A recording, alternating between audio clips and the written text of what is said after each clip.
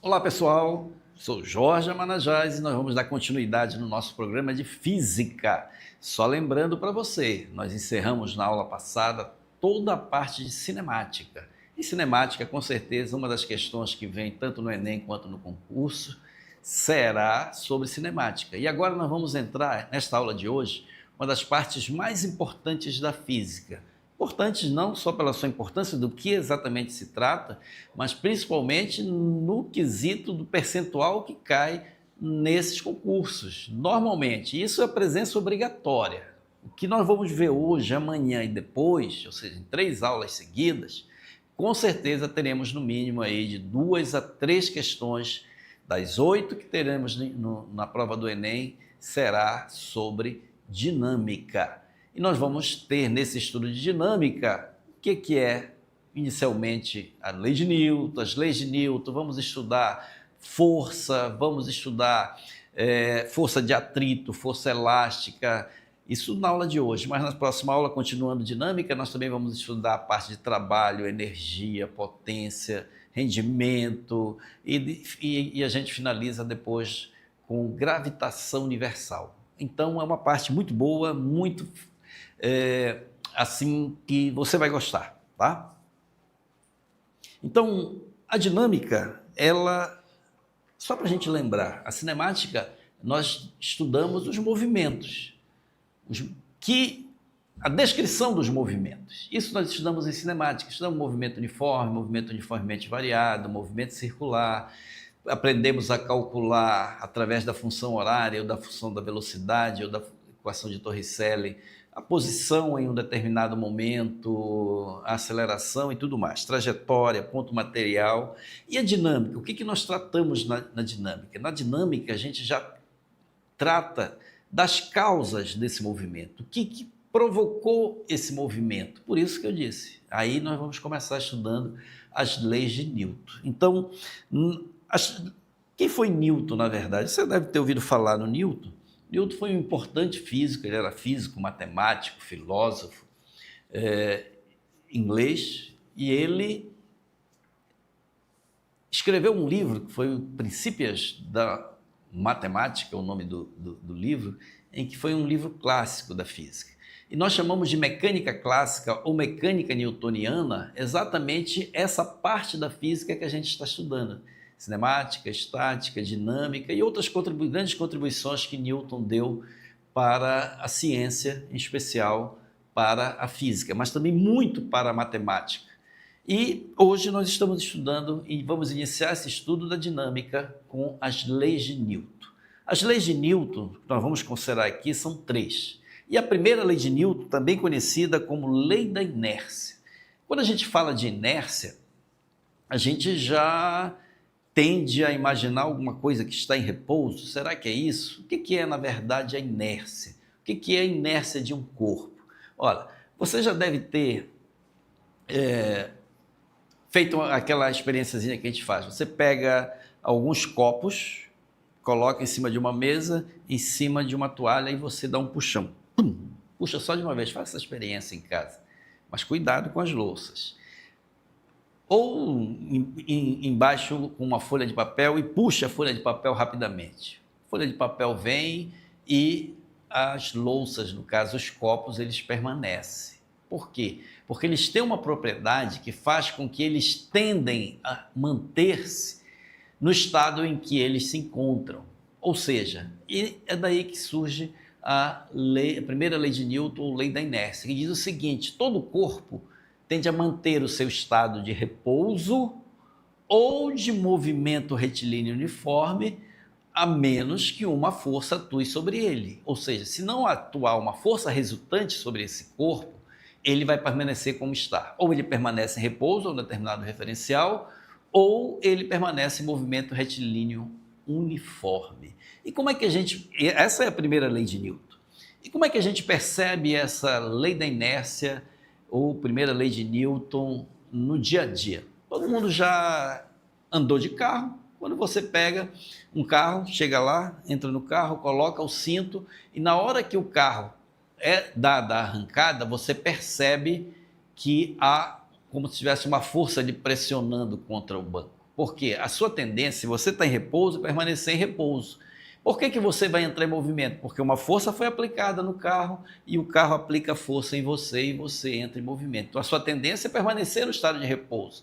Então, ali é uma primeira inércia que a gente vai chamar de inércia de repouso, ou seja, a tendência do corpo de permanecer parado. Mas quando o carro vai e, de repente, já em movimento, ele é freado. Digamos que seja freado bruscamente. O que acontece? O carro, quando ele é freado, ele tende a parar. E você que está dentro do carro tende a quê? Você e o carro estavam em movimento. Mas quando o carro é freado, aplicada uma força sobre ele e ele vai diminuindo a velocidade até parar. Mas essa força, se você não recebeu, qual é a sua tendência? Permanecer em movimento. É por isso que quando o carro para, ele é freado, qual é a nossa tendência? Ir para frente, continuar o movimento. Isso também é uma inércia, é a inércia de movimento. Então, a primeira lei de Newton é exatamente sobre isso, sobre essa propriedade que a gente chama de inércia, que faz com que todo o corpo tende a manter o seu estado de repouso ou de movimento retilíneo uniforme, a não ser que uma força externa atue sobre ele. Para a gente ter assim uma relação, a inércia de um corpo ela está ligada diretamente à sua massa. Quanto maior a massa do corpo, maior é a sua inércia. Você quer ver? Imagine que você tenha que escolher. Você vai, um carro, acabou a bateria, você vai empurrar o carro. Você prefere empurrar um Fusquinha ou um ônibus? Qual é mais fácil de tirar do estado de repouso? De imediato a gente vai dizer o Fusquinha, porque ele é menor, ele é mais leve, então é mais fácil colocá-lo em movimento. Os dois estão parados. Mas por que o Fusquinha é mais fácil colocá-lo em movimento? É porque a massa dele é menor e, consequentemente, a inércia dele, ou seja, aquela propriedade que ele tem de permanecer em repouso é menor. Então você vai precisar de menos esforços para tirá-lo daquela inércia de repouso, tirá-lo daquele estado que ele está, no caso de repouso.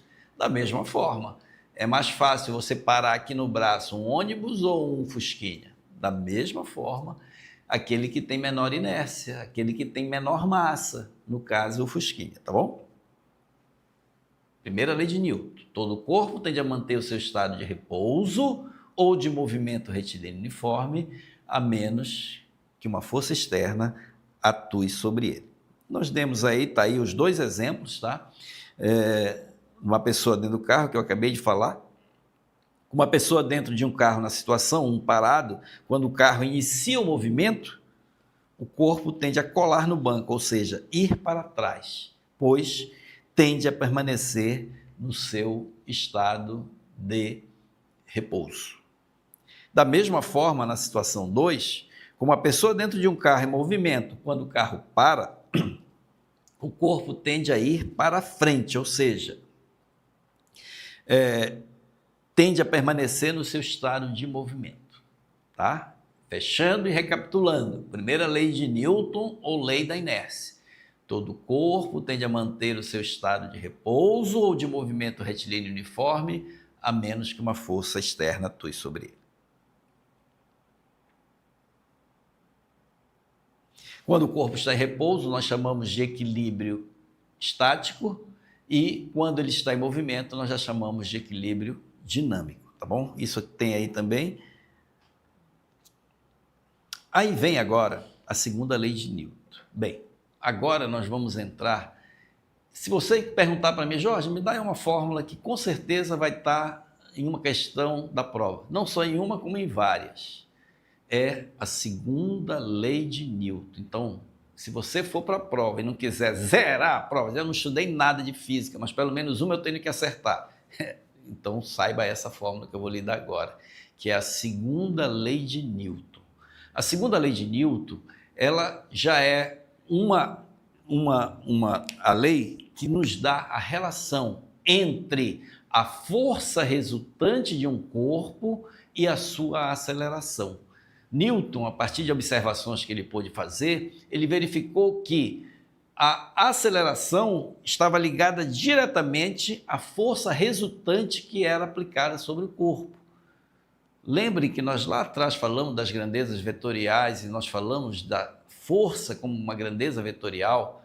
Então, força é uma grandeza vetorial e ela tem módulo, direção e sentido. E quando a gente fala aqui de força resultante, nós estamos falando da somatória de todas as forças que estão agindo em um determinado corpo. E a segunda lei de Newton,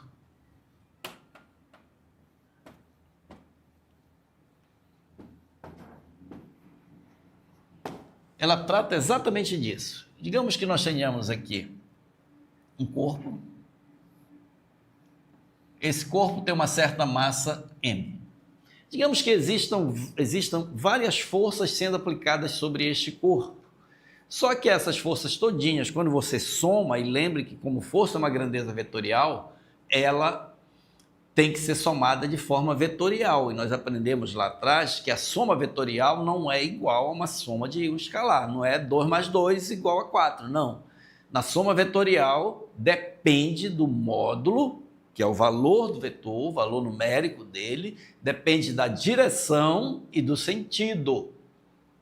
Recapitulem lá, depois dê uma olhadinha lá na nossa aula lá atrás. Módulo, direção e sentido. A força é uma grandeza vetorial, tem que ter módulo, direção e sentido. Digamos que todas as forças aplicadas no corpo, quando você soma elas todinhas, dá aqui uma força resultante.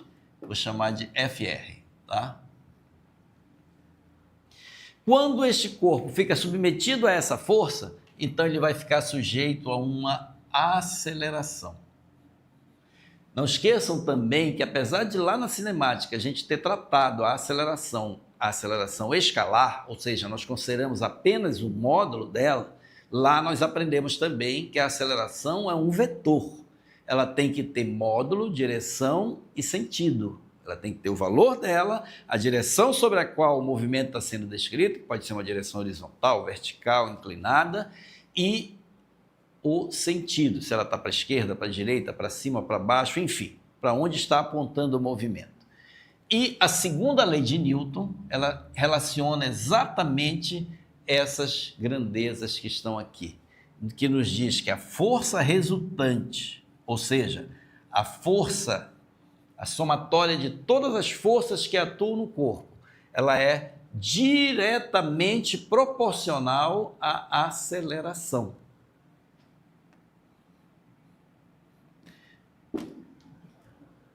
Essa igualdade, a gente troca essa proporcionalidade por uma igualdade, colocando bem aqui no meio dessa multiplicação uma constante. E essa constante do corpo é exatamente a massa do corpo. Então aqui está a segunda lei de Newton. Força resultante que atua em um corpo é igual ao produto da sua massa vezes a aceleração deste corpo. O que é a massa do corpo? É uma constante do corpo. Não tem nada, não é o peso, é a massa, tá? E essa massa desse corpo, ela está ligada àquela primeira lei que eu falei ainda há pouco. Quanto maior é a massa do corpo, maior é a sua inércia. Então, para você tirar um corpo do repouso, se ele tiver uma massa grande, você vai precisar de mais esforço e vice-versa. Onde FR aqui é a força resultante,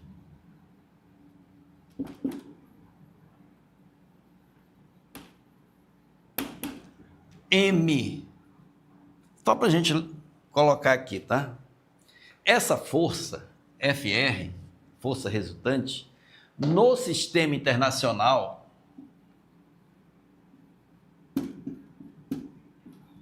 ela é medida em newtons.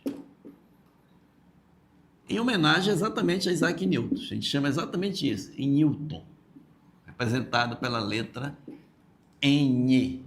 Então, newton é uma unidade que a gente mede força no sistema internacional. Isso você vai ouvir muito também nos problemas. Newton, é só lembrar do Isaac Newton. Em homenagem a ele, chamou-se a unidade de força de Newton. Existem outras unidades de força que nós vamos utilizar também, que é o kgf, o quilograma-força, tem o grama-força e outras unidadezinhas, mas a principal é o kgf, que é o quilograma-força, e o newton, que é a unidade do sistema internacional. M é a massa do corpo.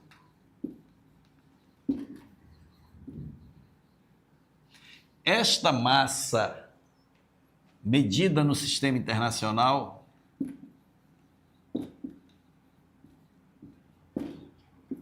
em quilograma.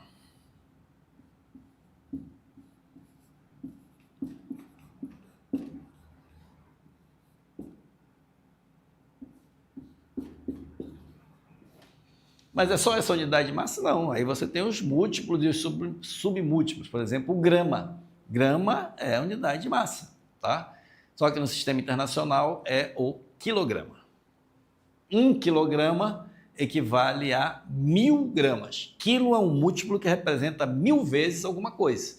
Se você quiser, por exemplo, dizer assim, 1 quilômetro dá quantos metros? 1 quilo é um múltiplo que representa 1000 vezes, tá? 1 quilo de alguma coisa significa 1000 vezes aquela coisa. 1 quilograma são 1000 gramas. 1 quilômetro são 1000 metros.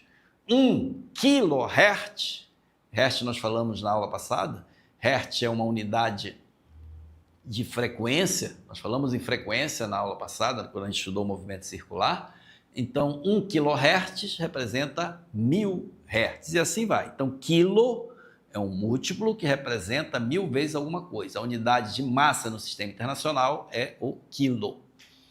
E de aceleração não precisa colocar aqui, porque nós já sabemos, né?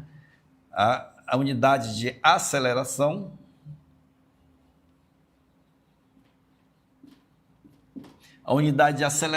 no sistema internacional, no SI, você lembra? Metro por segundo ao quadrado. Tá? Metro por segundo ao quadrado. Então, vocês estão apresentados à primeira lei de Newton. Força resultante em Newton, massa em quilograma e a aceleração em metro por segundo ao quadrado. Ele só coloca aqui para lembrar que pode existir mais de uma força atingindo sobre o corpo. Força resultante é a somatória dessas forças, tá bem? Nós aprendemos, inclusive, como é quando se tiver, por exemplo, duas forças resultantes, duas forças agindo num corpo, que tem a mesma direção e o mesmo sentido, para você somar os dois, basta somar mesmo como a gente está acostumado. Mas se elas têm sentidos contrários, mesma direção em sentidos contrários, uma está para a direita, outra está para a esquerda, a soma delas, na verdade, já é uma subtração. Você vai subtrair a maior da menor e o sentido será o sentido da força maior. Se ela formar 90 graus, nós vimos também na nossa aula lá atrás, você pode calcular vetores que têm 90 graus, joga lá naquele teorema de Pitágoras. Nesse caso, a força resultante vai ser a raiz quadrada de F1 ao quadrado mais F2 ao quadrado. Tudo isso que eu estou falando aqui, nós já vimos nas aulas anteriores. E se você quiser acessar essa aula, ou estas aulas, é só ir lá no link, está tudo lá na plataforma do Classroom, é isso?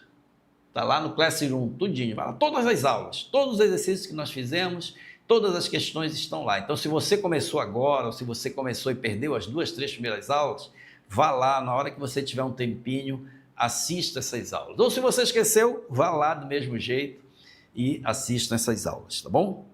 Tem aqui um exemplo, ó.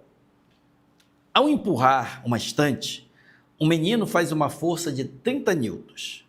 Sabendo que a estante é 18 quilogramas, qual a aceleração do sistema ao mover o objeto?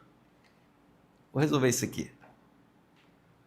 Só apagar aqui esse lado aqui. Eu posso apagar esse lado aqui. Está resolvido aí, mas eu faço questão de resolver aqui para vocês, passo a passo. Não vou fazer o desenho, mas vou colocar os dados aqui desse exemplo. Ele diz que um menino faz uma força de 30 newtons. Newton é a unidade. Força é, no caso, as forças que vão agir no corpo.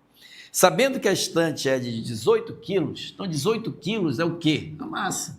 Você sabe logo qual é a grandeza pela unidade. Se eu sei que a unidade, ele não me falou que a massa é de 18 quilos, mas ele disse que é de 18 quilogramas. Então, se ele dá 1 quilograma, é porque ele está me dando a massa. Se ele diz que um móvel levou 2 horas para ir daqui até lá no Porto Grande, ele não me disse que é o tempo, mas como eu sei que está em hora, eu já sei que é tempo, tá? Então, por aí a gente vai vendo o que ele está falando. Ele quer saber qual a aceleração do sistema ao mover o objeto. Claro que isso aqui é bem direto, isso aqui é somente para a gente lembrar e ir se familiarizando com a fórmula. Esse foi o exemplo que ele deu, então a gente pega e coloca aqui, ó. Eu já sei que a força resultante é a massa vezes a aceleração. Então a força é 30 newtons. Vejam que está tudo em unidades do sistema internacional, então com certeza a minha resposta vai vir em unidade do sistema internacional. E para quem não lembra, a unidade de aceleração no sistema internacional é metro por segundo ao quadrado. A massa é 18 vezes a aceleração. Então 30 dividido por 18 dá a minha aceleração. Aí se você fizer essa continha aí, de acordo com os cálculos que eles fizeram aqui, dá 1,66 aproximadamente. 66 metros por segundo ao quadrado. É bom a gente fazer essas continhas. Nossa primeira aula, vá lá depois e olhe. Nossa primeira aula nós tratamos, não foi nem de física, foi de matemática básica, matemática elementar, conta, multiplicar, dividir, subtrair, potência. Essas continhas elas vão estar sempre presentes em tudo que a gente vai fazer nesses problemas que vão vir para nós. Aí tem mais outro exemplo aqui, ó. Diz assim: sendo um bloco A empurrado com uma força de 45 newtons, sendo a aceleração do movimento do bloco igual a 3 metros por segundo ao quadrado, qual é a massa desse bloco? Pronto, é a mesma coisa. Ele me deu a força com que está sendo empurrado o bloco, ele me falou a aceleração, que é 3 metros por segundo ao quadrado, e pediu a massa. A diferença para o problema anterior é que neste aqui, ele me deu a massa e está pedindo a aceleração. Neste aqui, ele me deu a aceleração e está pedindo a massa. A equação é a mesma. Força resultante é massa vezes aceleração. Está aí, ó. Força resultante, massa vezes aceleração. Aqui. E aí, você substitui os valores. Força resultante é 45, a massa é o que eu estou procurando e a aceleração é 3 metros por segundo ao quadrado. O detalhe é que aqui, como apenas um exemplo, de forma bem simplificada, bem simples, não tem grandes problemas nisso daí, mas a gente, nos problemas que vierem, vocês sempre tem que ficar atento às unidades. As unidades. Aqui está tudo em unidades do sistema internacional. Veja que ele deu a força resultante em newtons, ele me deu a massa em metros por segundo ao quadrado, então a minha resposta... Desculpa, ele me deu a aceleração em metros por segundo ao quadrado, então a massa que eu vou encontrar com certeza vai estar na unidade do sistema internacional. E a unidade do sistema internacional, unidade de massa no sistema internacional, falamos ainda há pouco, já apaguei ali, mas é o quilograma. Então a nossa resposta vai vir em quilograma. Então, a massa é 40, a força é 45, a massa é M que eu estou procurando, e a aceleração 3. Daí eu faço as continhas e encontro que a minha massa é 15 quilogramas.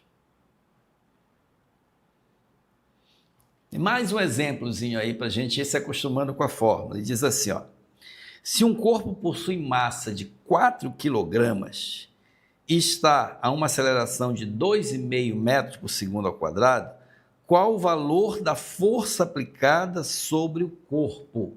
Mesma coisa. Segundo a lei de Newton, força resultante igual a massa vezes aceleração. Força resultante igual a massa vezes aceleração. Só que nesse problema, ele me deu a massa e me deu a aceleração e está pedindo agora a força. Mesma equação. Força resultante Massa vezes aceleração, a força resultante é o que eu estou procurando, a massa é 4 e a aceleração é 2,5. Novamente, as unidades são todas do sistema internacional, então eu não vou ter problema nenhum de transformar. Quando não vier, a gente tem que fazer as transformações para a mesma unidade. Então, substitui os valores, 4 vezes 2,5 dá 10 newtons. Pronto. Aí vem a terceira lei de Newton, que também é uma lei interessante, importante, que está no dia a dia, que o Newton conseguiu descrever muito bem esse fenômeno. Ele diz o seguinte: toda vez que um corpo exerce uma força sobre outro corpo, este outro corpo vai reagir com uma força igual, de mesma direção, mesmo módulo, mesma direção, mas de sentido contrário. Ou seja, toda vez que você aplica uma força num corpo, este corpo reage e aplica uma força de mesma intensidade em você, da mesma direção, só que em sentido contrário. É a lei da ação e reação. Se eu, por exemplo, é bom que agora a gente tem uma câmera que ela fica para um lado e para o outro, parece um robô. Ó, se eu caminho daqui para ali, para eu caminhar, para eu sair do estado de repouso, eu estou aqui, estou parado em relação ao chão, parei aqui. Para eu entrar em movimento, é necessário que uma força me tire desse estado de repouso. É a primeira lei de Newton, é a lei da inércia. Todo corpo tende a manter o seu estado de repouso ou de movimento retilíneo uniforme, a menos que atue uma força externa sobre ele. Então, para eu sair desse meu estado aqui, que eu estou aqui parado em relação ao piso, tem que ter uma força me empurrando. E olha, andei. Saí do estado de repouso. Qual foi essa força que me empurrou?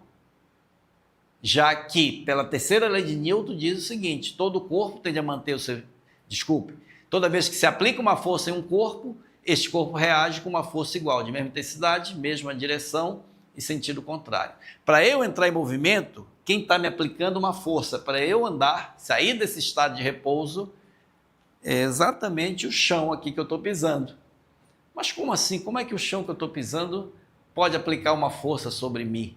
É porque quando eu faço esse movimento, eu empurro o chão para trás. Eu estou aplicando uma força através do meu sapato e de uma força que a gente vai estudar ainda hoje, que é a força de atrito, eu empurro o chão para trás. Quando eu empurro o chão para trás, ele me empurra para frente. É por isso que eu consigo andar. Um carro, quando está em movimento, que as rodas giram, ele só consegue entrar nesse movimento porque existe uma força que o empurra. Quem aplica essa força é a estrada, é a rua, que ela aplica essa força no pneu. Mas como assim, Jorge? Como é que a rua vai aplicar uma força no pneu do carro? Aplica, porque o pneu do carro, devido a todo o mecanismo lá, toda a mecânica dele, quando a roda gira, ela empurra a estrada para trás, ela empurra o chão para trás e o chão empurra ela para frente. Você quer ver? Você já viu um carro atolado? Ele fica deslizando, porque ele não consegue aplicar a força. Aí a gente vai ver mais na frente que é devido ao atrito. Quando não tem atrito, é o atrito que provoca exatamente essa ação e reação aí. Sem atrito, não tem movimento do carro. Ele vai ficar deslizando lá e não vai sair do lugar. Então, para ele entrar em movimento, é necessário que uma força atue sobre ele. Quem aplica essa força é a estrada, é a rua, é lá onde ele está. A roda aplica a força para trás e ele reage aplicando para frente. Detalhe importante dessa terceira lei de Newton, para você não esquecer: as forças de ação e reação nunca se anulam. Mas, Jorge, se elas são iguais, uma está num sentido, outra está no outro sentido, elas não tinham que se anular? Não. Por que elas não se anulam? Elas não se anulam porque elas agem sempre em corpos diferentes. As forças de ação e reação nunca agem no mesmo corpo, porque se elas agissem no mesmo corpo, elas iam se anular. Quando eu ando, eu aplico uma força no chão. Então, a minha ação é no chão, e o chão aplica uma força nos meus pés. Então, uma está agindo no chão e a outra está agindo nos meus pés, corpos diferentes. Você quer ver? Quem aqui sabe remar? Já andou de barco, já andou de montaria, né? Que a gente está mais acostumado a chamar de montaria. Vocês aí já foram pescar de barco? Sabe remar? Sabe? Não? E tem gente que vai remar e fica só rodando lá. Vamos remar, vamos. Todo mundo entra aqui na canoa comigo. Você não precisa saber nadar. Digamos que a gente está aqui numa canoa, um remo para cada um, e eu estou aqui desse lado do rio. Pense aí, coloque aí, veja, imagine isso. Eu estou aqui do lado do rio, quero atravessar para o outro lado, Rio Araguari. Vou atravessar lá para o outro lado do rio. Entrou todo mundo. 7.000 alunos que nós temos aqui, todo mundo dentro do barco, cada um pega um remo. Segura. Bom, para eu atravessar para o lado de lá, eu vou ter que pegar esse remo e empurrar a água. Não é assim que a gente rema? Mas se eu quero ir para lá, para frente, eu empurro a água para onde? Para trás ou para frente? Quem sabe remar instintivamente sabe. Para eu ir com o barco para frente, eu empurro a água para trás. Eu empurro a água para trás e a água empurra o remo, eu, a canoa e todo mundo para frente. É a lei da ação e reação. Se aplica uma força num corpo, este reage com uma força igual. Olha, para você, não sei se você é daqueles meio brigão. Se alguém chegar com você e lhe ofender, se você quiser dar um tapa na cara da pessoa, saiba que ela vai dar uma carada na sua mão, com a mesma intensidade, mesma direção em sentido contrário. É lei da ação e reação. A mesma intensidade que você vai aplicar o tapa nela, ela vai aplicar a carada na sua mão. Não sei onde é que vai doer mais, mas é também o princípio da ação e reação.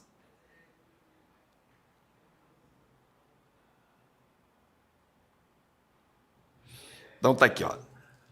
Por ação e reação. Existe quando temos dois corpos envolvendo dois tipos de força na mesma direção e sentido contrário. Forças de um par, ação e reação, não se equilibram. Tá aqui, ó, para você não esquecer. Vou riscar aqui, ó. As forças de ação e reação não se equilibram. Elas não se equilibram por quê? Porque elas agem em corpos diferentes. Por isso elas não se equilibram, tá? Aí dá aqui o exemplo ó, da pessoa andando. O ato de andar constitui um par, ação e reação. Os pés e o chão, os pés e o chão, dois corpos, ao andar, os pés aplicam uma força no chão, que este, em resposta, aplica uma força nos pés, tá? Por que a gente não consegue andar numa superfície lisa? Você já experimentou andar numa superfície totalmente ensaboada?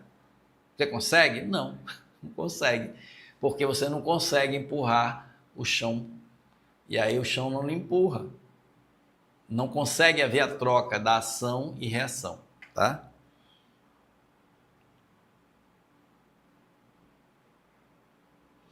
Ele coloca aqui uma observação importante, olha. Força-peso e normal de um mesmo corpo não constituem um par de ação e reação, já que estão atuando sempre sobre o mesmo corpo. Daqui a pouco a gente vai ver o que é uma força normal, tá? E aí a gente volta aqui a explicar essa questão. Mas ela tem tudo a ver com esse detalhe que ele falou. As forças de ação e reação não se anulam, porque elas agem sempre em corpos diferentes. A força peso e a força normal, que é a força com que uma superfície reage quando é aplicada uma força sobre ela. Por exemplo, você teve aqui essa mesa, não dá para enxergar essa mesa aqui, né? Dá? Não, né? Então tá. Mas imagine lá, estou aqui com uma mesa, tá? Quando eu aplico uma força sobre essa mesa, existe a força que eu estou aplicando na mesa e a força da mesa reagindo. Ela reage com uma força de mesma intensidade, mesma direção e sentido contrário. Eu aperto e aplico uma força para baixo e ela aplica uma força para cima. Essa força que ela aplica para cima, nós vamos chamar de força normal. Normal, porque ela faz um ângulo reto com a superfície. Força normal é uma força que faz um ângulo reto, um ângulo normal. O ângulo normal é um ângulo de 90 graus. Por isso que é dita de força normal. Nós vamos ver mais lá na frente. Então agora, nós vamos ver alguns tipos de força que nós vamos utilizar muito. A primeira delas é uma que nós estamos acostumados o tempo todo. Cadê a câmera? Não me acompanhou. Travou? Então deixa eu voltar para cá. A câmera dali travou. Mas daqui acordou? Já? Pode ir lá, então pronto. Aqui, ó. Dormiu? Essa câmera dorme também? Não, né? Bem, mas assim, força-peso. Peso. O que é o peso? Olha aí, uma coisa interessante que está no nosso dia a dia, né? Peso, uma coisa pesada, um menos pesada, mais leve. O que é o peso, na verdade, de um corpo? Tudo isso que a gente está estudando aqui, pessoal, tem a ver com a mecânica clássica, mecânica newtoniana. Existe uma outra mecânica que nem está no nosso programa, que é a mecânica relativística, a relatividade. Tem também a mecânica quântica. E são estudos mais aprofundados lá da física, para quem vai fazer aí o curso de física. Quem vai estudar física, que é uma ciência belíssima, vai aprender essas coisas todas. Você vai aprender lá que é totalmente diferente disso que a gente está aprendendo aqui, porque isso que a gente está aprendendo aqui, a mecânica newtoniana, ela só se aplica para o mundo nosso aqui, para essa realidade nossa. Quando você passa para uma realidade diferente, de velocidades muito altas, ou de partículas elementares, de partículas de dentro do átomo, essas leis que a gente está vendo aqui não valem. Interessante isso, né? Mas para tudo que a gente está aqui no nosso dia a dia, vale. Então, no caso, na mecânica newtoniana, o peso é a força com que um corpo, no caso a Terra é um corpo de uma massa enorme, gigante. Eu nem sei qual é, mas talvez até tenha aí o valor da massa da Terra. É a força com que a Terra atrai os corpos que estão próximo dela para o seu centro. Então, o peso é uma força provocada pela Terra, pelo planeta Terra sobre nós. Porque nós vamos aprender no finalzinho aqui do estudo da dinâmica as leis da gravitação universal. E lá nas leis da gravitação universal, nós vamos estudar mais especificamente essa parte. Como é essa lei da gravitação universal de Newton? Como é que dois corpos que têm massa se atraem? Então, a Terra tem uma massa, eu tenho uma massa. Essas duas massas, elas se atraem. Essa atração, dada por uma lei lá na frente, que nós vamos ver, a lei de Newton, também é uma lei de Newton, lei da gravitação universal de Newton, ela nos dá, neste caso que eu estou falando aqui, o peso de um corpo. Então, o que é o peso de um corpo? Vou colocar aqui a equação. Essa aqui eu vou colocar, ela vem exatamente daqui também, tá? Vou apagar aqui, tá?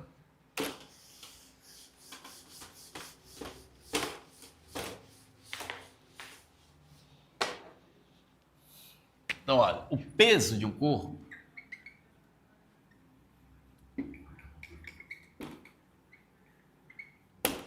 que nós vamos chamar de P.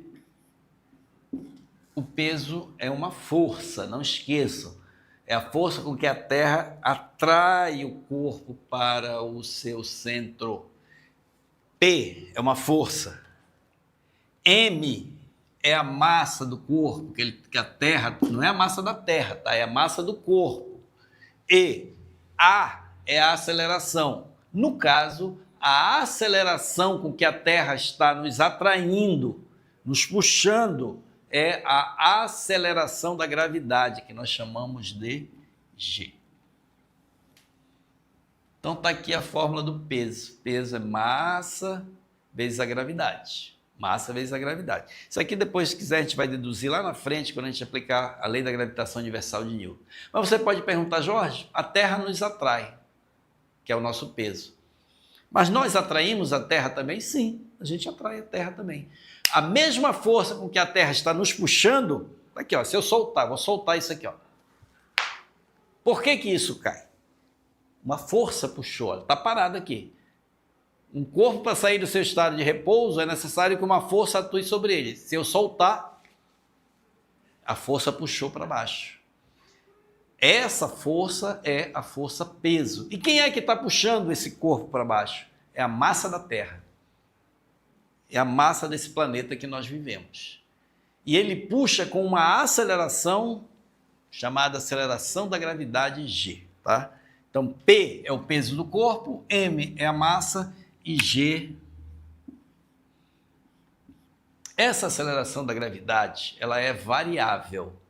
Depende da posição que o corpo está em relação à superfície da Terra. Depende da latitude.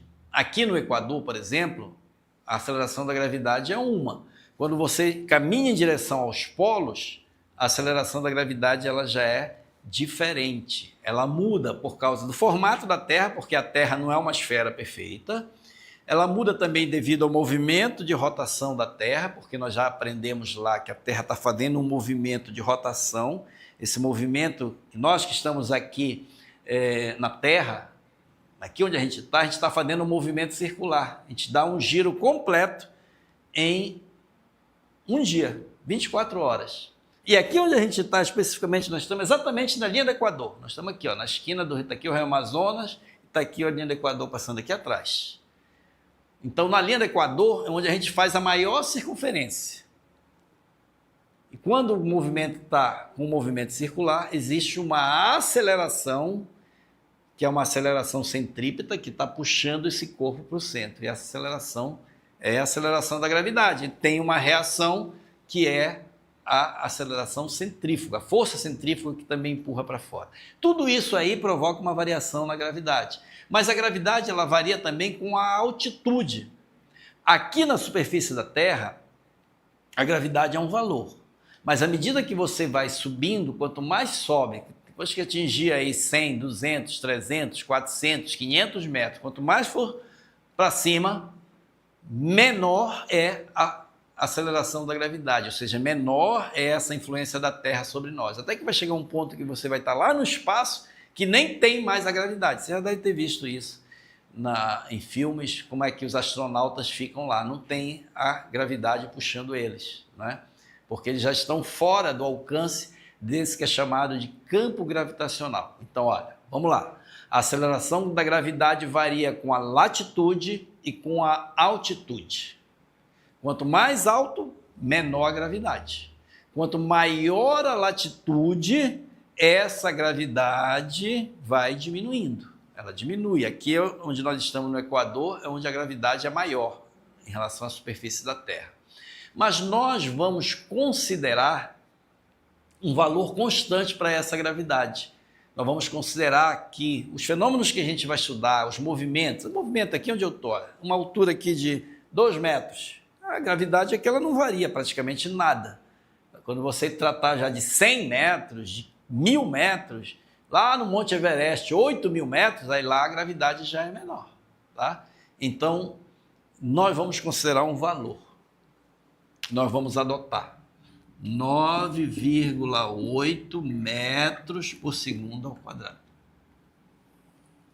Isso aqui é a aceleração da gravidade.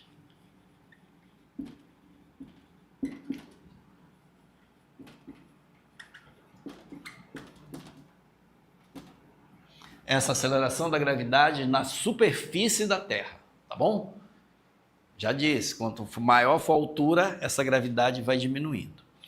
Os problemas, quando eles vêm, ou eles dão o valor da gravidade, manda a gente, ou manda arredondar aquilo ali. Tem alguns problemas que o cara facilita as nossas contas, ele manda a gente arredondar aquilo ali para 10. Então, em algumas situações, você pode utilizar, ao invés de 9,8, 10, arredonda para 10, mas aí o problema vai dizer isso quando puder utilizar, tá bom? Então pronto, olha, nós já temos uma forma de... Tem alguém aí que está acima do peso? Tem uma forma que a gente pode diminuir o peso, sem fazer dieta, sem ter que precisar ir para academia, sem fazer exercício, nada, é só você subir.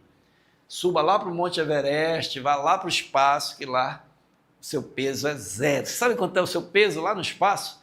0. Por quê? Porque não tem gravidade. Se a gravidade é 0, não importa a sua massa. o seu peso vai dar zero.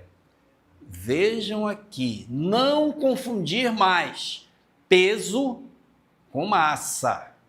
O peso depende da massa e da gravidade.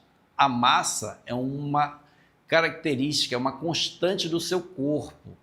Essa não muda com a gravidade, ela não muda com a altura, ela não muda com a latitude, ela é um valor intrínseco. A massa de um corpo é uma característica do corpo, é uma constante do corpo.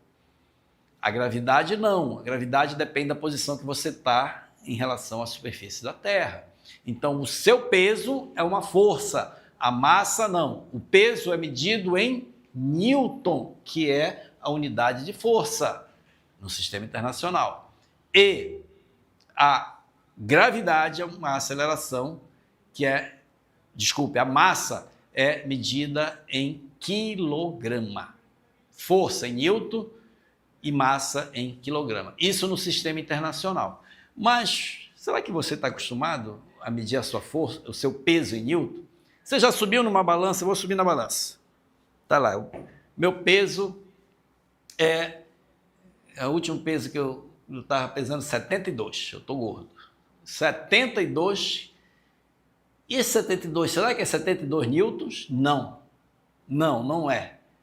Porque usualmente a gente não utiliza o Newton. O Newton é uma unidade científica, uma unidade utilizada no sistema internacional. Mas na prática o que nós usamos mesmo é o quilograma-força, tá?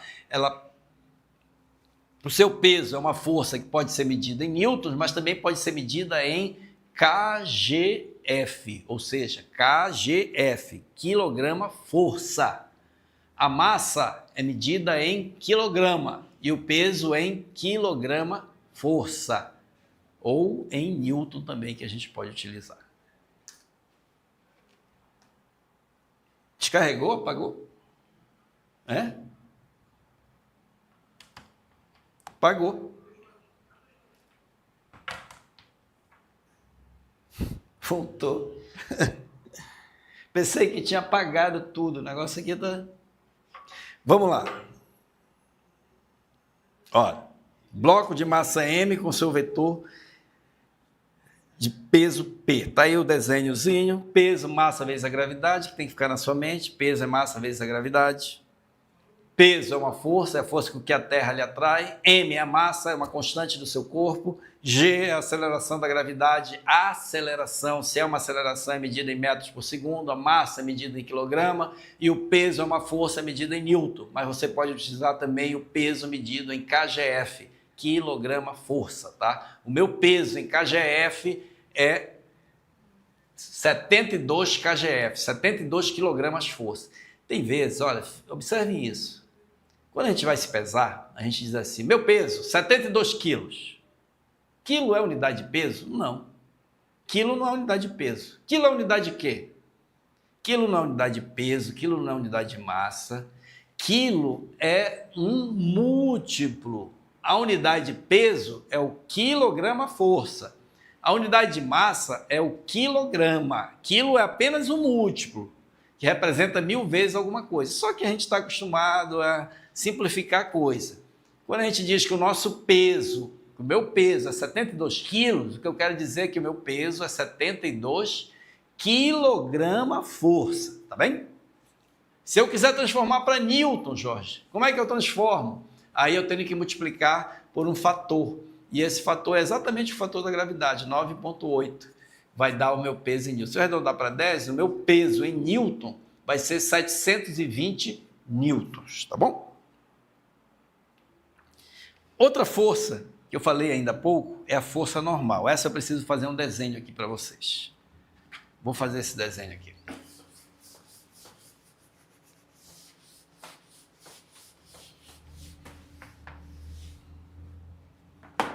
Ó.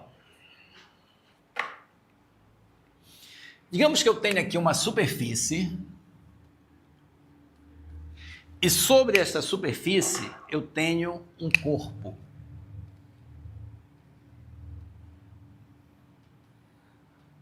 Esse corpo, ele tem uma certa massa M. Olha, se ele tem uma massa, ele está exercendo uma força empurrando essa superfície para baixo. Essa força vai ser exatamente igual ao peso dele. Então, ele está aplicando uma força na superfície. E essa superfície, ela reage. Ela reage empurrando esse corpo para cima. Essa força que surge aqui, nós chamamos de força normal. Força normal. Por que normal? Ela forma 90 graus com a superfície. Ou seja, a força normal é uma força perpendicular à superfície aplicada sobre o corpo. Essa força ela surge exatamente dessa lei da ação e reação. Porque quando o corpo aplica uma força sobre a superfície reage e aplica uma força no corpo. E quando ele reage com uma força perpendicular chamada de força normal. Então, força normal é a força existente perpendicularmente à superfície de apoio voltada para cima do corpo em questão. Tá bem? Uma outra força que também vai aparecer muito nos nossos problemas é essa aqui. Digamos que a gente tem aqui novamente uma superfície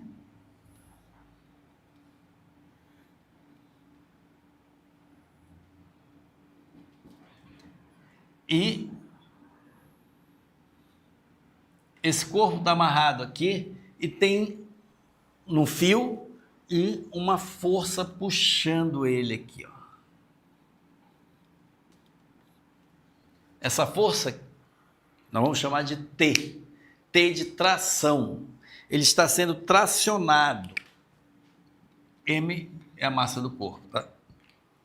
A força de tração é a força com que ele está sendo puxado. Você já participou de um cabo de guerra? Quem já esteve, todo mundo já esteve num cabo de guerra, né? Você vai lá, tem um bocado de gente puxando para um lado e os outros puxando do lado aqui. Puxo daqui, vamos lá, segure lá a corda. Vocês puxam de lá e eu puxo daqui. Ó, quando eu estou segurando aqui e você lá, e a gente começa a fazer uma força, essa força com que eu estou exercendo nessa corda é uma força de tração. Eu estou puxando e você puxa de lá. É uma força de tração. Então, sempre que tiver um fio, um cabo, uma corda, e tem uma força exercida nesse cabo, é uma força tração. Você está tracionando, está puxando, certo? Então, é o exemplo aqui, ó. Você tem um corpo, um fio e uma força aplicada sobre esse corpo através desse fio. É uma força de tração. Então, força de tração é a força exercida quando existe um fio, corda ou corrente associada ao corpo. Outro tipo de força, força elástica. Essa é interessante. Olha, você já deve ter... se você tem uma liga aí, pegue a liga. Todo mundo já fez isso, né? Não sei se o pessoal ali já fez. Quando a gente estava na escola, o professor estava lá no quadro, ainda mais aqueles que eram orelhudo. A gente levava uma liga, pegava um papelzinho, fazia um estilingue assim, uma baladeirazinha, para pegar lá na orelha do professor. O professor ensinando isso. Isso era lá atrás, não sei se ainda fazem isso atualmente. Mas essa força, quando você estica uma corda, uma liga, uma baladeira, quem ainda nunca atirou uma pedra com um estilingue, uma baladeira, ali é uma força elástica, tá? Isso é um tipo de força elástica. Mas um sistema que tem uma força elástica são o sistema massa-mola. As molas. Todo mundo, se pegar uma mola, pressiona essa mola vai pressionar em sentido contrário, lei da ação e reação, devido a uma força chamada força elástica. Essa força elástica é dada por uma equação, por uma lei chamada lei de Hooke. Vou fazer aqui o desenho.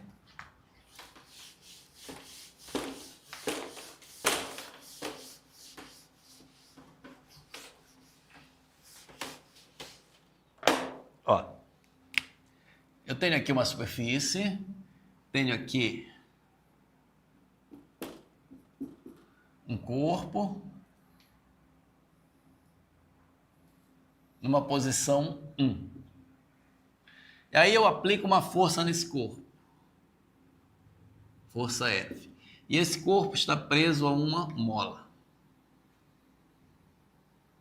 Que está preso aqui. Quando eu aplico essa força, este corpo se desloca. Não tem aqui mais daquele pincel vermelho, está aqui. É melhor. Ó, quando esse corpo ele vai se deslocar para cá. É o mesmo corpo, só que agora ele está na posição 2. Ele sofreu esse deslocamento devido a essa força aqui, ó. Ele foi daqui para cá. Ele se deslocou essa distância X. Você pressionou a mola com esta força aqui. Quando você pressiona essa mola, ela obedece uma lei chamada Lei de Hooke, tá? Lei de Hooke. Não está aqui escrito, mas essa é a chamada Lei de Hooke.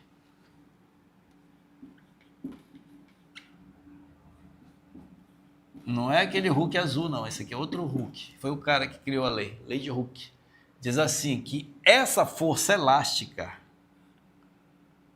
eu vou chamar de força elástica,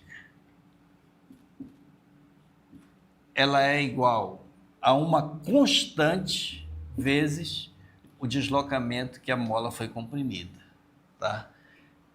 Ou seja, essa força ela é diretamente proporcional ao tanto que a mola deformou, tanto que ela tenha comprimido ou esticado.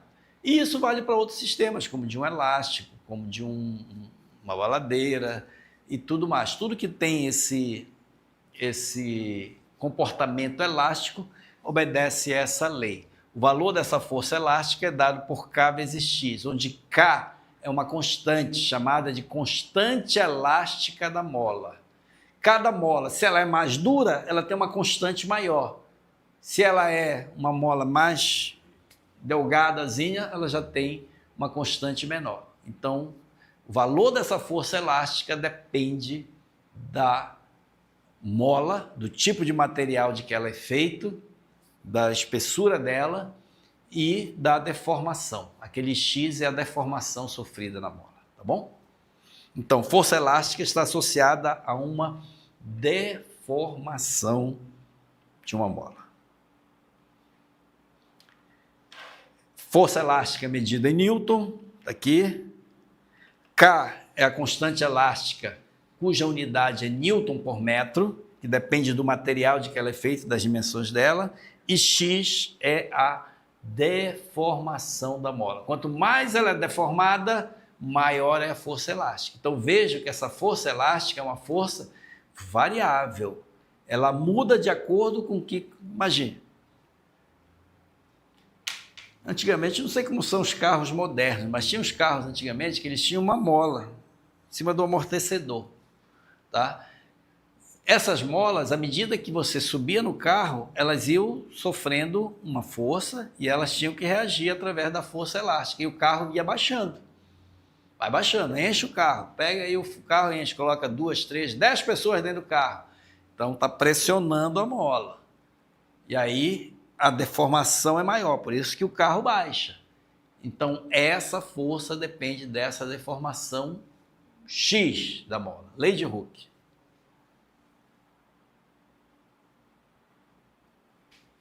E agora, nós vamos entrar numa das coisas que importantíssima no mundo que a gente vive, que é o atrito. O que é o atrito? O que é força de atrito? Mandaram uma pergunta ali, da Stephanie.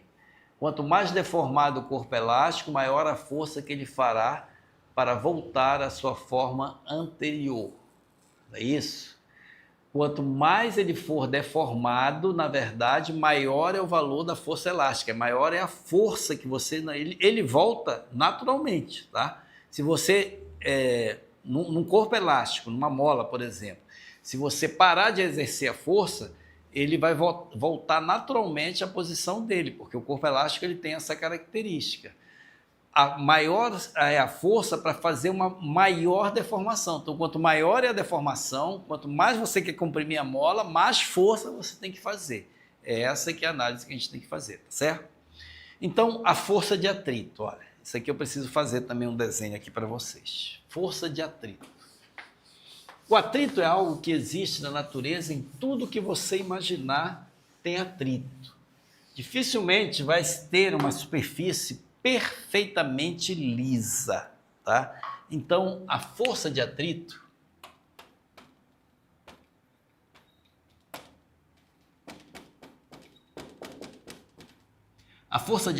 é uma força que ela existe devido à rugosidade que existe nas superfícies.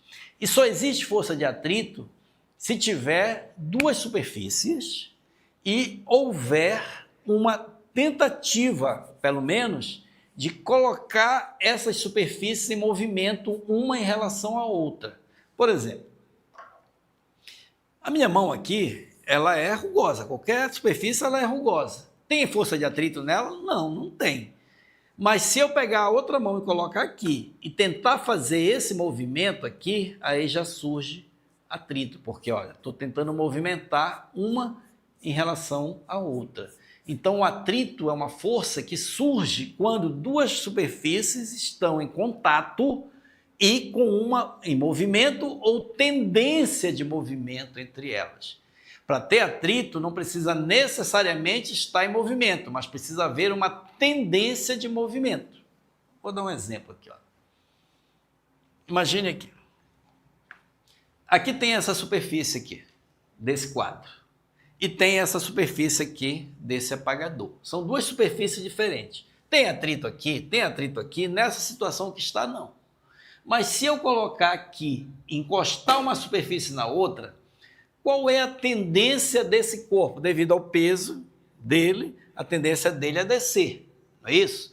Se a tendência dele é descer, vir para baixo, então, mesmo não tendo movimento, mas já tem atrito. Por que ele não está caindo se existe uma força puxando ele para baixo? Porque tem uma força que está evitando ele cair, que é o atrito. E o atrito é sempre, a força de atrito é sempre em sentido contrário ao movimento ou à tendência de movimento. Esse apagador aqui, qual é a tendência dele? Ir para cima ou para baixo? Para baixo, devido ao peso. Se eu soltar aqui, ele cai, ó, devido ao peso. Mas por que ele não está caindo? Porque existe uma força que está evitando, equilibrando esse peso que está para baixo, que é a força de atrito. Então, peso para baixo, o atrito para cima. E esse atrito, ele depende, e aí nós vamos ver a fórmula agora, dessas superfícies, ou seja, de que material ela é feita, do grau de lubrificação dela, e depende também da força normal. Acabamos de ver o que é força normal, que é a força perpendicular, ou seja, a força trocada entre essas duas superfícies. E essa força normal é exatamente essa força que eu estou exercendo aqui. Olha, eu estou empurrando o apagador contra a parede. Eu não estou fazendo a força de atrito. Eu estou aplicando uma força. E essa força, o quadro ele reage com uma força normal no apagador. É aí que surge o atrito, porque a força de atrito ela é exatamente dada por essa fórmulazinha que eu vou colocar aqui para vocês. Ó. Aquela força de atrito que está surgindo lá, ela é exatamente igual a um coeficiente que eu vou chamar de μ vezes N, que é uma força, que é a força normal. Tá? Então, o coeficiente de atrito vezes a força normal, que é a força perpendicular trocada entre as duas superfícies, é exatamente, a multiplicação das duas é exatamente igual à força de atrito. Então, força de atrito é μ vezes N, ou seja, é o coeficiente de atrito vezes a força normal. Então, vamos lá. Força de atrito existe devido à superfície de atrito irregular. Por mais lisa que pareça a superfície, se você olhar no microscópio, você vai perceber que ela é rugosa. A superfície ela é totalmente rugosa, ela é cheia de imperfeições. E o atrito, quando há esse movimento entre as superfícies, ou a tendência, não precisa estar em movimento, ou a tendência de movimento, aí você tem a força de atrito, tá? Ou seja, ela dificulta o movimento dos corpos, estando disposta sempre no sentido contrário do movimento. Foi o que eu acabei de dizer ainda há pouco. A força de atrito, ela se opõe ao movimento entre as superfícies. Então, ela está sempre em sentido contrário, ou ao movimento ou à tendência de movimento. A força de atrito é dada pelo coeficiente de atrito μ, coeficiente de atrito, vezes a força normal. Olha, o coeficiente de atrito, ele depende de quê? O coeficiente de atrito é uma característica da superfície. Depende do material de que ele é feito. Imagine, por exemplo, aqui nós temos um piso aqui de um porcelanato. Aqui é onde eu estou pisando. Aqui, aliás, eu estou aqui em cima de um tapete, não dá para filmar aqui, né? Eu estou aqui em cima de um tapete e aqui no lado eu tenho um piso em porcelanato. São superfícies diferentes. O tapete que eu estou pisando aqui, ele é mais rugoso. E tem, pronto, agora, pareceu até bonito o meu sapato do Botafogo, ó. Tenho aqui esse tapete. Essa superfície do tapete, dá para observar aí que é uma superfície totalmente rugosa, assim como a superfície da sola do meu sapato. Então, aqui, quando eu ando aqui nessa superfície, há um atrito entre os dois, uma tendência de movimento. Mas se eu vier para cá, vê se dá para filmar aqui. Olha, agora já mudou a superfície, eu já estou aqui no porcelanato. Já é uma superfície mais lisa, já tem menos atrito. Se eu jogar água aqui, é capaz até de eu não conseguir nem andar, eu vou escorregar, eu vou deslizar, porque vai mudando o atrito. À medida que você vai mudando as características das superfícies, vai mudando o coeficiente de atrito. Então, esse coeficiente de atrito depende do material de que é feita a superfície e do grau de lubrificação dessa superfície. E N é a força normal, é a força trocada entre as duas superfícies, tá bom?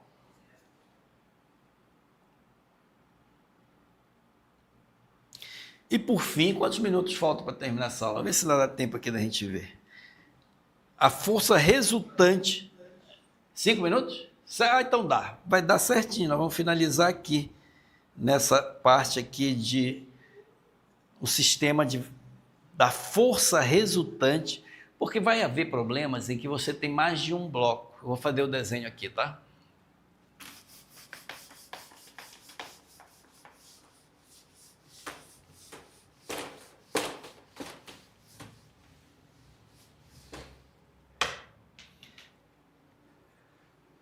Eu tenho aqui esses blocos, ó. Tenho aqui um bloco A,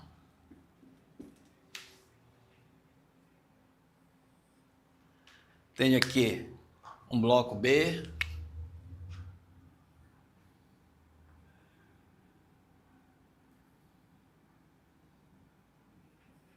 e tenho aqui um bloco C.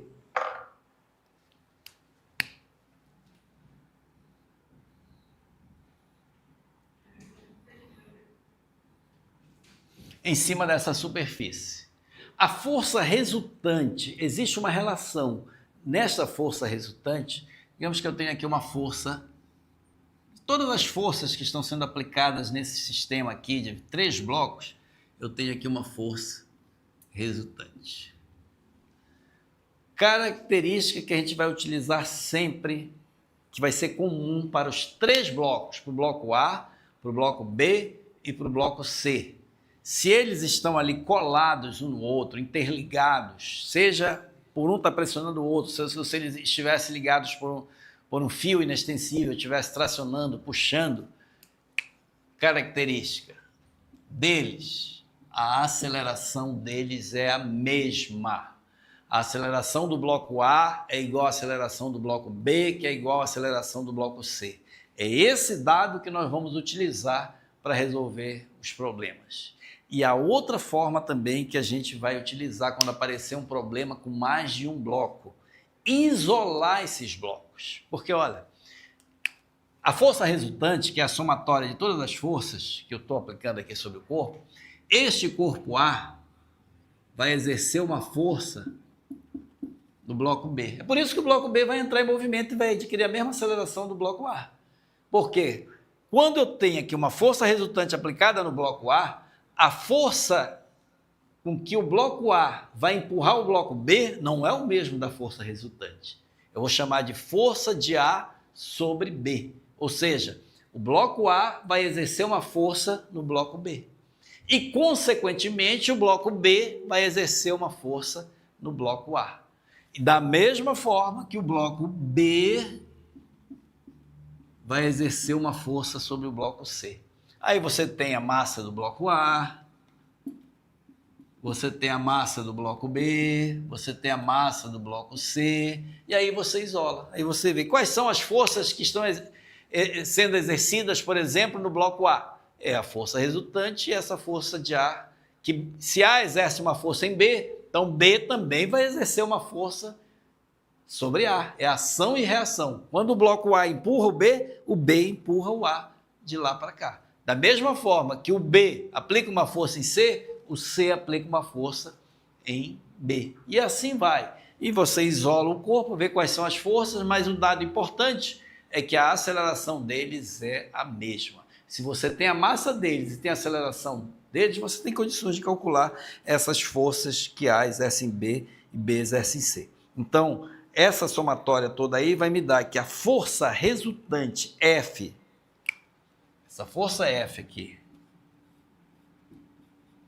nada mais é que a soma da massa de A mais, que é mais, tá? Mais a massa de B mais a massa de C, todas multiplicadas pela aceleração. Ou seja, é a segunda lei de Newton, massa vezes aceleração, só que agora a soma delas. Você pode aplicar essa lei de Newton, para cada um dos blocos isoladamente, tá? Para o bloco A, para o bloco B e para o bloco C. Quando a gente for fazer os exercícios, nós vamos aprender isso. E por último, temos a força em um elevador. Olha, todo mundo aqui já andou de elevador. Quem não andou, experimente lá. Quando o elevador sai, ele começa o movimento, você percebe uma força que ele comprime, né? Para ele sair, porque tem um cabo no elevador com um motor que puxa esse cabo, é que faz com que ele faça esse movimento para cima. Ele sai do estado de repouso. Então, essa força no elevador, quando ele está subindo, lembre-se que sobre você haverá sempre uma força da gravidade, que é o seu peso, lhe puxando para baixo. Mas quando o elevador é puxado para cima por esse cabo que tem lá em cima, no fundo lá do elevador, o piso do elevador aplica uma força sobre você, lhe empurrando para cima. Então veja que tem agora uma força aplicada sobre você pela terra, lhe puxando para baixo, que é o seu peso, e tem uma força lhe puxando para cima, que é a reação do piso do elevador sobre você. Então vejam que aí você já vai ter um movimento diferente se você estivesse numa situação normal. Então vamos lá. A força resultante sobre você, porque não vai ter aceleração. Para que o elevador suba aí de forma que você, confortavelmente, ele vai subir de forma constante. E quando ele está subindo, a força resultante tem que ser zero. E para essa resultante tem que ser zero, a tração que está sendo exercida lá em cima pelo cabo é igual ao seu peso que está puxando para baixo. Então, neste caso, a tração é igual ao peso. Olha, está aqui, ó. A força de tração, que é a força exercida pelo cabo do elevador, e o peso exercido para baixo. Neste caso, tanto ele repouso quanto ele movimento retilíneo uniforme, a força resultante é zero. Por que a força resultante é zero? Porque não tem aceleração. Se ele está em repouso, a aceleração é zero. Se ele está em movimento retilíneo uniforme, lembrem-se, a característica principal do movimento retilíneo uniforme, aceleração zero. Está lá na nossa aula lá atrás, depois dê uma olhadinha lá. Então, força resultante zero. Na segunda situação, ele sobe acelerado, Quando ele entra em movimento, a velocidade tem que aumentar. Então, quando a velocidade aumenta, é porque há uma variação na velocidade, é porque tem uma aceleração. Então, ele está sendo acelerado ou ele está descendo em movimento retardado, que é aquele movimento de desaceleração, em que a velocidade vai diminuindo. Neste caso, a tração tem que ser maior que o peso, porque senão ele não vai conseguir subir, ele não vai conseguir acelerar. Então, a força resultante vai ser a tração que está puxando ele para cima, menos o peso que está puxando ele para baixo. Está aqui, ó. E a terceira situação é quando ele está subindo de movimento retardado ou descendo acelerado. Ou seja, quando ele está subindo, aí ele tem que diminuir a velocidade para parar mais lá em cima. A velocidade diminui. Se a velocidade está diminuindo, ele está sendo desacelerado, em movimento retardado, que nós chamamos. Nós aprendemos isso também quando a gente estava estudando lá em cinemática. Neste caso, aí o peso já é maior que a tração. Então, o peso maior que a tração, então a força resultante vai ser o peso menos a tração. Tá aí. Aprendemos muito hoje. Não deu ainda para fazer exercício, na nossa próxima aula nós já vamos entrar trabalho, potência, energia, depois gravitação, e aí nós vamos começar a fazer exercícios, só exercícios sobre dinâmica. Os exercícios que vão cair na nossa prova, tanto do Enem quanto do concurso, tá bem? Não esqueçam, tem que treinar, tem que fazer exercício. E a nossa aula, na semana que vem, eu vou fazer uma inversão, uma troca com o professor Nonato. Na segunda-feira, o professor Nonato vai estar viajando e ele solicitou que ele só vai poder dar aula na sexta, então, para a semana, minha aula será na segunda. Então, nós só vamos ter esses 2 dias aí e na segunda a gente já volta dando continuidade à dinâmica. E aqui eu queria deixar aqui uma mensagem para todos nós que fazemos esse projeto. Para mim, tive assim o privilégio, Deus me deu o privilégio de começar esse projeto Desafio há exatos 27 anos. No dia 3 de agosto de 1998. Talvez muitos dos que estão aí não tinham ainda nem nascido. Com certeza, a maioria aí não tinha nascido ainda. Foi quando o Desafio iniciou com a sua primeira aula pela primeira vez na nossa unidade do Santo Inês, na nossa unidade lá no bairro de Santa Rita. E ali começou uma das histórias mais bonitas da educação do Amapá e do Brasil. Projeto como Desafio que este último mês nós voltamos, que resgatou esse que foi o maior projeto de inclusão social da história do Amapá e talvez um dos maiores do Brasil através da educação. Foram mais de 150 mil alunos ao longo da sua história, mais de 30 mil alunos aprovados em vestibulares e mais de 5 mil alunos aprovados em concursos públicos. Um curso de alta qualidade, totalmente gratuito, ninguém paga nada, absolutamente nada para fazer parte desse curso, mas consegue realizar seus sonhos através do Desafio. Então fica aqui, você que agora faz parte dessa bonita trajetória desse projeto Desafio, parabéns pelos 27 anos de Desafio que nós vamos completar agora no domingo. Fica o meu abraço a todos vocês e até segunda.